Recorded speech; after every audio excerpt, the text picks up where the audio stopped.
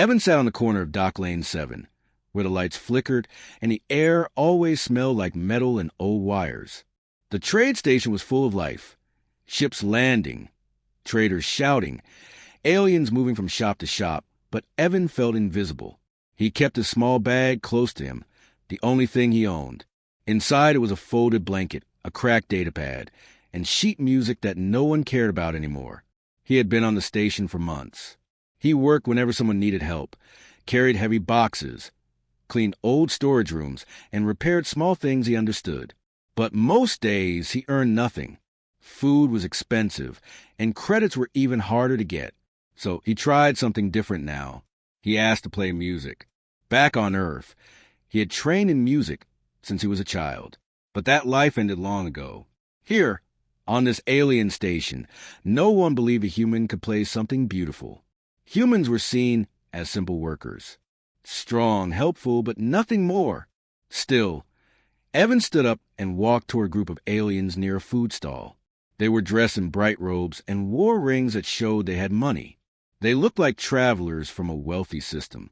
He approached them with a small, careful smile. "Hello," he said softly. "I can play music. If you allow me, I can play a little. Maybe for a meal?" The aliens looked at him, then at each other. Their eyes shined with amusement. One of them, a tall, green-skinned woman with silver markings, laughed first. The others followed. It was not a kind laugh. It was sharp and mocking. "You? A human?" she said. "Play music? For food?"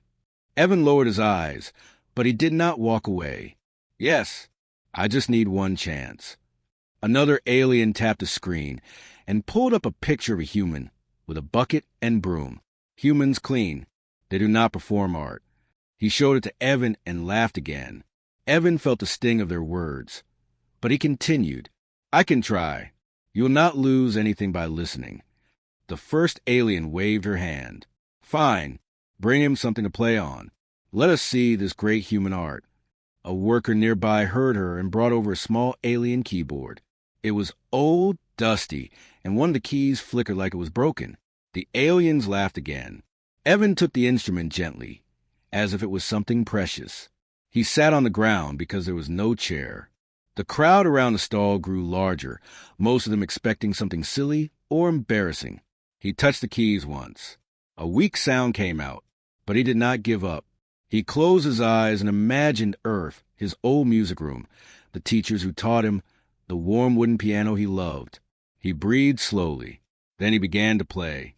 The sound was soft at first, unsure, but then it grew stronger. Evan's fingers moved with memory and emotion. He played slow notes that floated through the air, then faster ones that danced like light. The aliens who were laughing stopped immediately. They stared at him, confused, then surprised, then silent.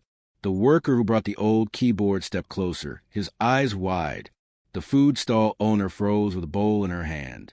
A group of children stopped running and turned to listen.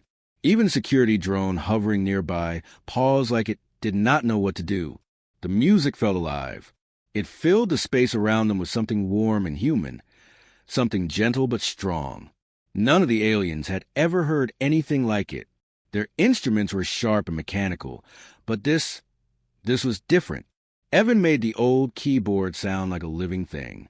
Evan continued playing, letting his memories guide him. He played a piece he had made years ago, one he never showed anyone. As he played, he forgot he was hungry. He forgot he was homeless. He forgot he was alone. For those moments, he was simply a musician again. When he finally stopped, the air felt still, like the station itself was listening. No one laughed. No one even moved. The tall, green-skinned alien who mocked him earlier opened her mouth, but no words came out. Another alien, who had taken pictures to make fun of him, slowly lowered his device. Evan set the keyboard down gently. "Thank you for listening," he said. A small alien child ran forward first. "Do it again," she begged, her eyes shining. Then the stall owner stepped closer and placed a full meal in Evan's hands. "No cost," she said softly. "You earned this." More aliens approached, asking questions, offering small credit chips, thanking him. The same aliens who mocked him now looked at him with respect and something like amazement. Evan stood there quietly, unsure how to react. All he wanted was food. He never expected this. And somewhere deep inside the station, a message was already spreading. There is a human who plays music like no other. The crowd of aliens moved through the busy space station like a river of colors and lights. Ships arrived. Ships left. Voices rose and fell. But in one small corner, everything suddenly changed. It happened the moment a human named Elias placed his fingers on the keys of an old digital piano. At first, no one cared.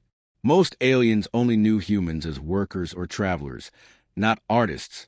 Some even laughed at him earlier, thinking he was just a homeless man begging for food.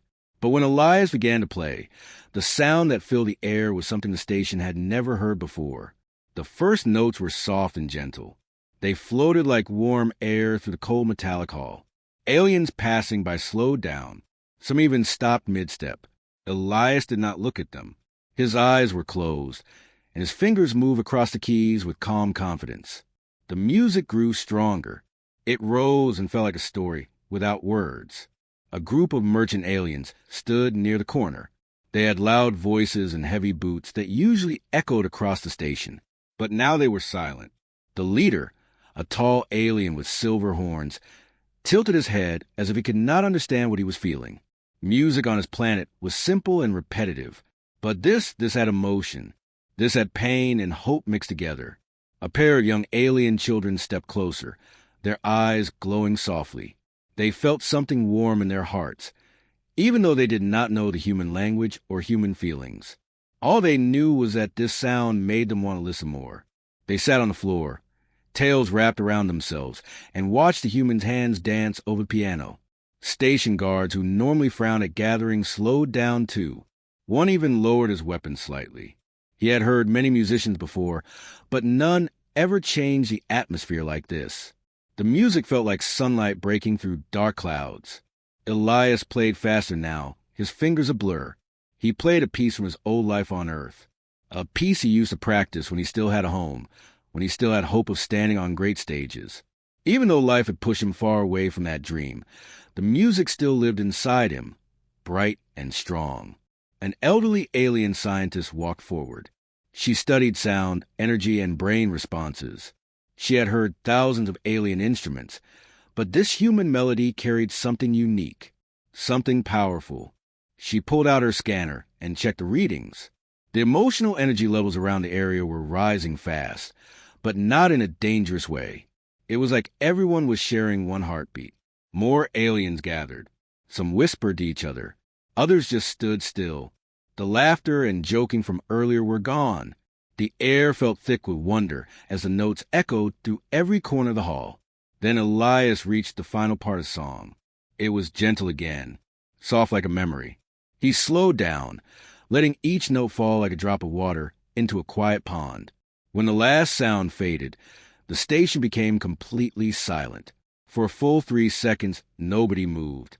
Nobody breathed. Then the crowd reacted all at once. A huge round of applause, cheers, and alien sounds excitement filled the hall. Some clapped their hands. Some clicked their claws. Some tapped their tails on the floor. It did not matter how different they were. Every single one of them showed their appreciation. Elias looked up in surprise. He had not expected any of this. He thought he would play for a few coins, maybe some scraps of food.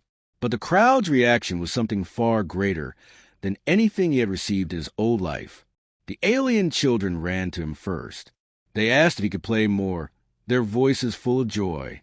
The merchant with silver horns bowed slightly, a sign of respect from his species. Even the station guards relaxed and smiled. The elderly scientist stepped forward. Her eyes shone as she examined him, not with cold study but with admiration. She told him that his music had affected the emotional field of the entire hall, calming every species present. She said she had never seen a human, or anyone, produce such an effect. Elias felt a small spark inside him, something he thought was lost forever. Hope. Maybe he was not just a homeless man on a station corner. Maybe he still had something to give to the galaxy. And in that moment, surrounded by aliens who had once laughed at him but now looked at him with awe, he realized something. His music had finally found a place where it truly mattered. Elias sat on a small metal bench behind the busy station hall, letting his hands rest after the long performance. The digital piano beside him was old, scratched, and missing 2 buttons, but to him it felt like an old friend he had finally found again. He looked at his fingers, surprised they still remembered every note so clearly. He had not played like that in years. As the crowd slowly returned to their normal routines, a few aliens stayed behind, watching him with curious eyes. They whispered about his skill, wondering where such talent came from. One of them, an alien with dark blue skin and golden eyes, finally stepped forward. "You play like someone trained by masters," she said. "Who taught you?" Elias hesitated. He had not spoken about his past in a long time. Most people on Earth had forgotten too, or maybe they never cared. He sighed quietly and began to speak. He told them that long ago, when he lived on Earth, he had been considered a rising star. At 12 years old, he could play pieces most adults struggle with. At 15, he won competitions. At 16, big music schools wanted him, but his family was poor.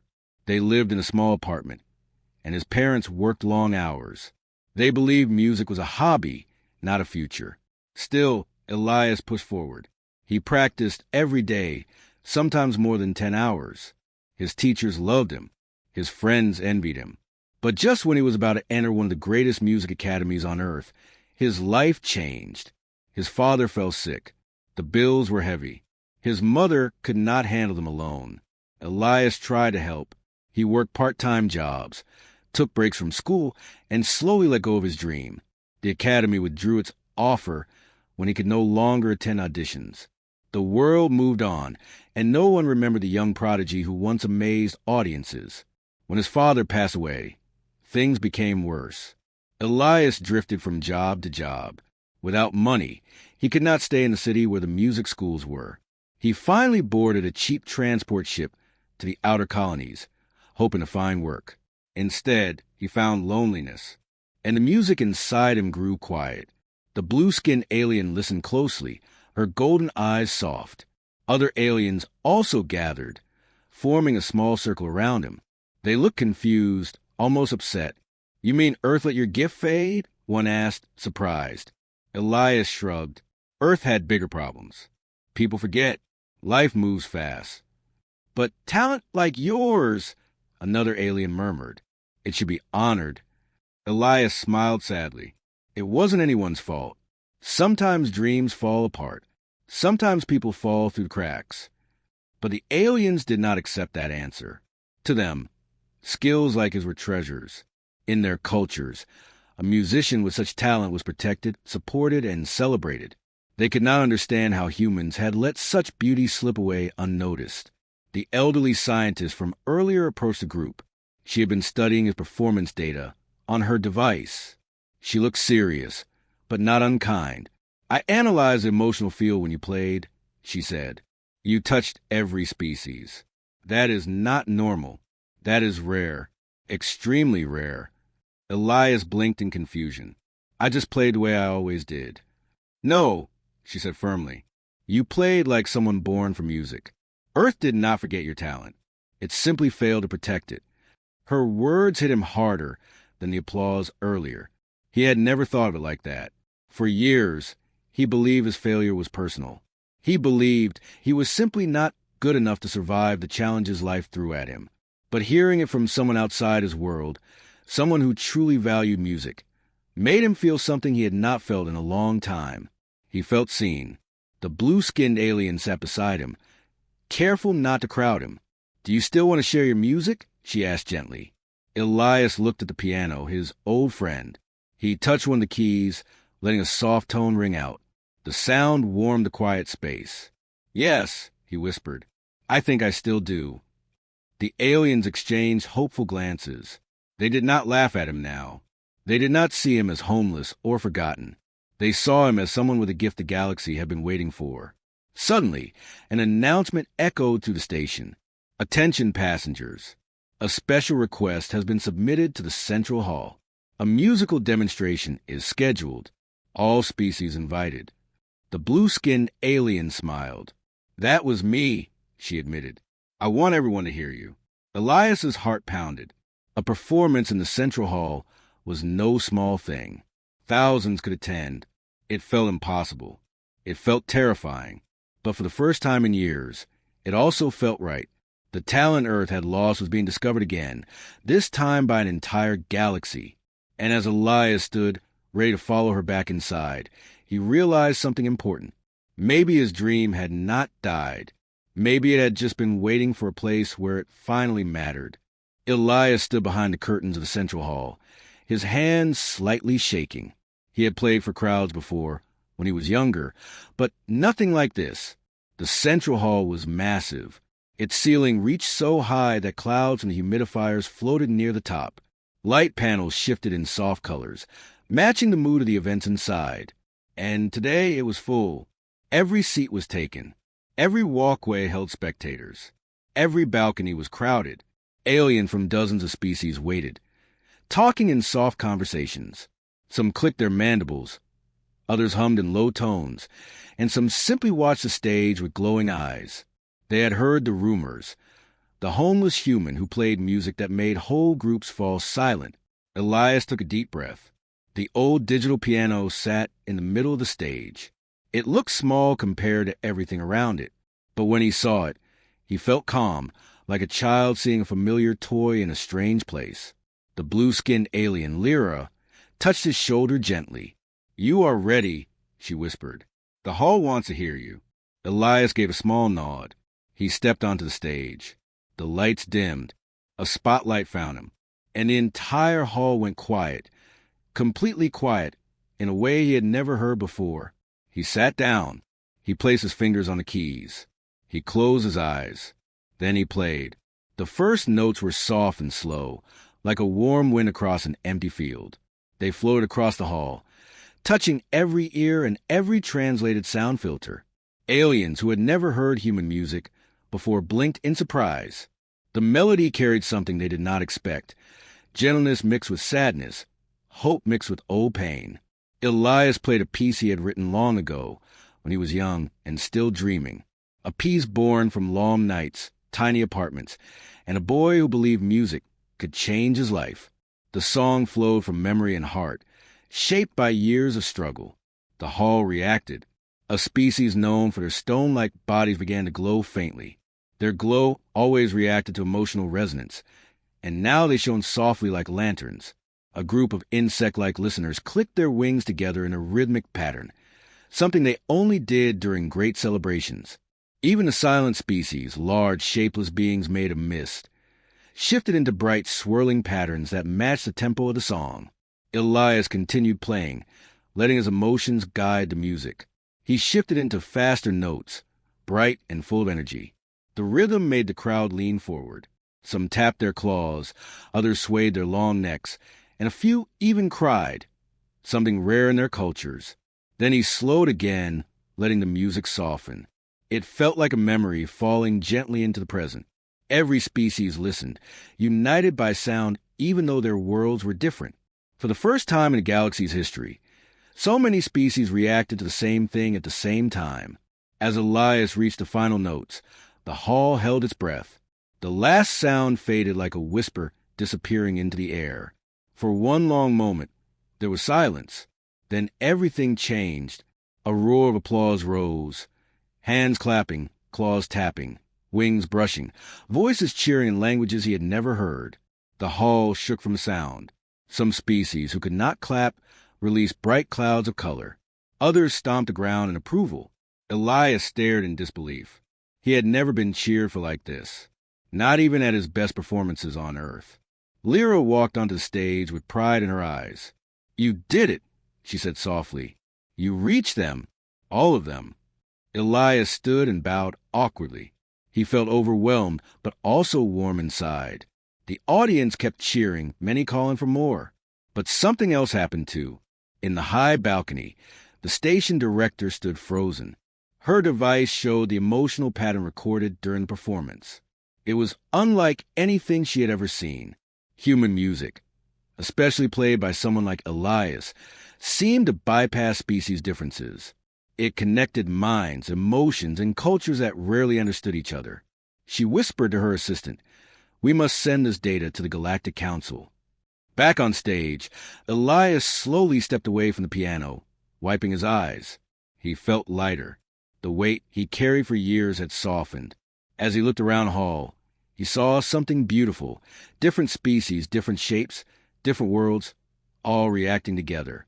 His music had joined them, even if only for a moment. He stood there and realized something important. He was no longer the forgotten human in a station corner. He was part of something greater, something that reached across the stars. Elias woke the next morning to a strange sound. It wasn't the usual noise of the station. No footsteps, no machines, no distant engines. It was quiet, too quiet.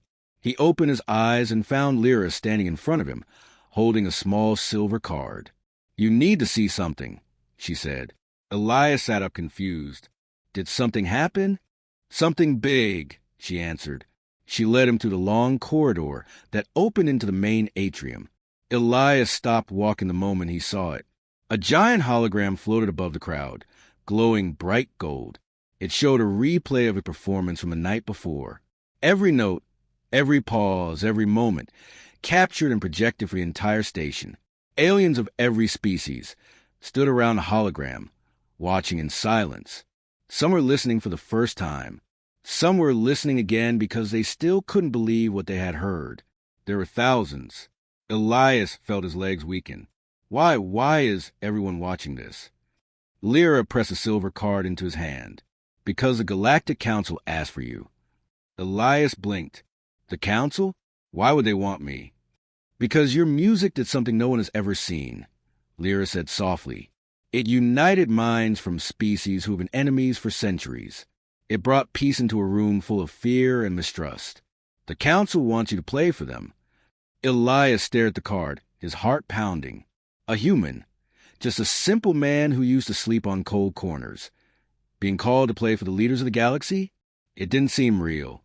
But before he could think too much, a group of tall, armored guards walked toward him. They bowed their heads in respect. Respect for him. "Human Elias," their leader said. "The Council awaits." Elias swallowed hard. "Okay, I'll go." They guided him to a large shuttle. The doors opened, and he stepped inside, gripping the card tightly. Lyra joined him as his escort. As the shuttle left the station, Elias looked out the window. Stars stretched out across the darkness, glowing like tiny lamps in an endless night. He had never seen them like this. So close, so peaceful. When the shuttle landed on the Council station, he stepped out and saw the grandest hall he had ever imagined. The building looked like a mountain made of glass, rising high toward the sky. Inside, more than 100 representatives sat in a huge circle, each from a different world. Elias walked to the center. His old digital piano was already there, ready and waiting. The Council speaker stood. Her voice echoed through the chamber. "Human Elias, your music reached every species on last night's station. We want to know if it can reach the stars as well." Elias didn't know what to say. He simply nodded and sat at the piano. He took a deep breath and thought about Earth, about warm sunlight, busy streets, laughter, sadness, hope. He thought about sleeping on cold steps, surviving on little food, and still dreaming of music, even when the world seemed quiet around him. Then he began to play. This time, the music wasn't sad. It wasn't memory of pain or a whisper of loss. It was bright, strong, and full of life. It rose like dawn breaking over distant mountains. It reached high like a bird taking flight. It carried courage, kindness, and a strange little spark that made humans fight even when everything seemed difficult. The Council chamber slowly changed. Some representatives leaned forward, their glowing eyes wide. Others held their hands to their chests. Some lifted their heads, letting the sound move through them. Even the species with no ears felt the vibrations through the floor, their bodies shimmering softly. The music traveled far beyond the hall. The broadcast spread through the entire system. Ships paused in their routes. Families gathered around their screens. Soldiers set down their weapons. Miners stopped working. Children pressed close to their parents. Everyone listened. Everyone felt something. When the final note faded, a deep silence followed. Then the Council speaker stood again, her voice unsteady. "Human Elias," she said, "your music has done what we've failed to do for generations. You have given peace, even if for a moment. We ask you, will you play for the galaxy? Not once, but as part of our future." Elias's breath caught. Play for the galaxy? Him? A man who once had nothing? He looked at his hands. They were shaking again, but this time with something warm. "Hope." He nodded slowly. "Yes, if you want me, I'll play." The chamber filled with soft approval. Every representative bowed their head toward him. As he walked out with Lyra, she smiled gently. "You were homeless yesterday," she said. "Today, you play for stars." Elias laughed quietly. "I guess life is strange like that." But as he looked out at the endless sky, glowing with 1,000 worlds, he felt something new settle in his heart. He was no longer a forgotten man on a corner. He was the human who played for the stars. ChatGPT-C.